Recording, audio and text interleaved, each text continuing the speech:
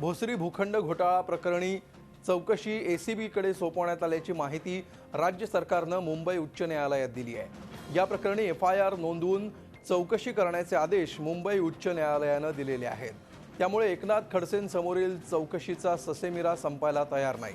पारदर्शकता असावी यासाठी खडसेंविरोधातली तक्रार आम्ही लाचलुचपत प्रतिबंधक विभागाकडे सोपवत आहोत, असं निवेदन राज्य सरकारनं मुंबई उच्च न्यायालयात दिलं आहे। यावर एक आठवड्याच्या आत एकनाथ खडसेंविरोधात बंड गार्डन पोलिसांकडील हेमंत गावंडे यांची फौजदारी तक्रार एसीबीकडे हस्तांतरित करा आणि एफआयआर नोंदवून जलद गतीने चौकशी सुरू करा।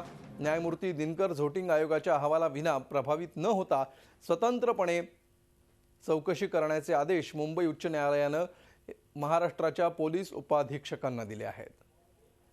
याविषयी आपण अधिक माहिती घेऊया। आमचे प्रतिनिधी अजित मांढरे सध्या आपल्या सोबत आहेत। अजित, ही फार मोठी घडामोड आहे एकनाथ खडसे प्रकरणातली। नेमकं कोर्टानं काय म्हटलेलं आहे आणि यामुळे आता खडसेंच्या अडचणी कशा प्रकारे वाढू शकतात?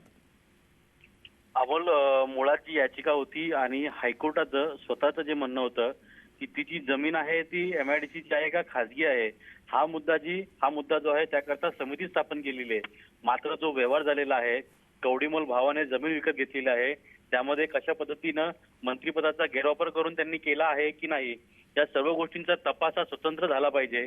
कमिशनचं या संपूर्ण चौकशीवरती कुठल्या पद्धतीचा दबाव नसला पाहिजे।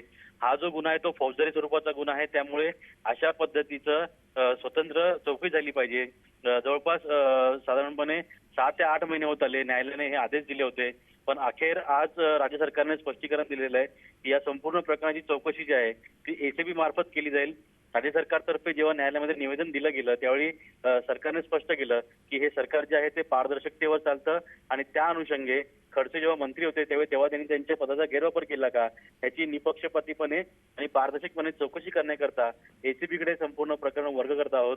पण मुळात न्यायालयाने देखील त्यावेळी देखील पटकारलं की याआधी देखील वारंवार आम्ही सांगत होतो की जे कमिशन आहे ते फक्त जमीन एमआयडीसीची आहे का प्रायव्हेट आहे याकरता कमिशन चौकशी करणार आहे। पण मुळात हा व्यवहार कसा झालेला आहे याकरता गुन्हा दाखल होऊनच चौकशी झाली पाहिजे। त्या संपूर्ण घडामोडीमुळे आता जे एकनाथ खडसे त्यांच्या अडचणीत वाढ झालेली आहे, कारण का फौजदारी स्वरूपाचा गुन्हा दाखल होऊन त्या ठिकाणी अँटी करप्शन विरोध चौकशी करणार आहे की हा संपूर्ण व्यवहार किती लाखांचा होता, किती कोटींचा होता आणि मुळात किती कोटींचा व्हायला पाहिजे होता, यामध्ये शासनाचा महसूल बुडाला आहे का, शासनाला अंधारात ठेवण्यात आलेला आहे का, अशा विविध गोष्टींचा तपास केला जाईल आणि त्यानंतर एक अहवाल दिला जाईल, न्यायालयामध्ये सादर केला जाईल। त्यानुसार एकनाथ खडसे या संपूर्ण प्रकरणात दोषी आहेत की नाही हे स्पष्ट होईल। धन्यवाद अजित या सविस्तर माहितीबद्दल। झी 24 तास रहा एक पाऊल पुढे।